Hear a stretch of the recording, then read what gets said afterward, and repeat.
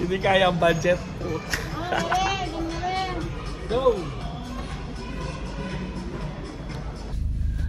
Hello guys! Pupunta muna kami sa Iper. Bibili kami ng Lavatrici washing machine kasi nasira ang aming washing machine. Kami lang dalawa kasi para makapili kami ng magandang washing machine. Iniwan namin yung mga bata. Later! Andito na nga kami guys sa mall. Pero bago kami pumunta sa appliance section, dumaan muna kami sa mga towel at mga unan o kumot. Tingin-tingin muna kami. Baka kami may makita makabili. At tapos ito na nga, sa tabi noon ang appliances center. Ito na nga kami guys. Naghahanap kami ng washing machine namin na bibilhin. Pero naman guys, ang mga presyo ng washing machine dito ay hindi nakakatuwa. Napakamahal naman. Ang pinakamura ay yung 329 euro kung sa Pilipinas ay nasa 18,000. Pero kailangan talaga namin guys ng washing machine kasi kung walang washing machine paano kami maglalaba? Ang daming mga labahin. Kaya ayan, namimili na si Mami Mary Rose ng washing machine na bibilhin namin. Actually talagang ilang beses kami paikot-ikot dyan, makahanap lang ng mura. Kasi sobrang mahal ng mga washing machine.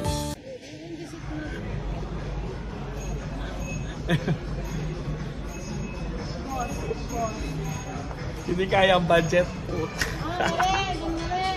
Go!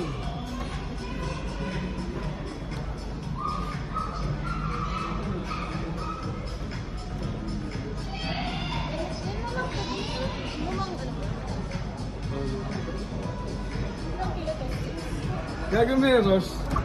Aso na trick yan. Nakita mo ba yung pang dryer? 2-in-1 to, lava. Dryer yan. Hindi. Lava, asyuga, dryer at washing. Wash, 8 kilo, dry 6. 2-in-1. 2-in-1 ini, Dali ba kayo? ano, lava, asyuga. Kamahal naman po siya. Sa online na lang, sa online.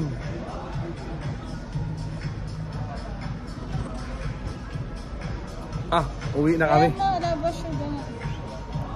Doon na lang, hand wash na lang, mano-mano na lang. I-order na lang nila, 7 kilos. Alam naman ng bag ko, bag ng... Guys, bago kami umuwi, bumili muna kami ng pizza para sa mga bata. Ayan, pizza. Ayan na nga guys, luto na yung pizza na in-order namin. Balik tayo sa washing machine. Actually, naka-order na kami ng washing machine yan. Hindi lang namin na ipakita kasi sa online store namin in-order. Kasi yung model na gusto namin ay wala sa mismong store nila. Kaya sa online namin in-order na lang para libre pa delivery sa bahay namin. Uwi na kami guys.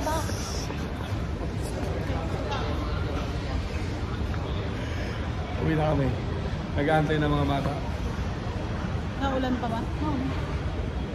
Ciao. Bye.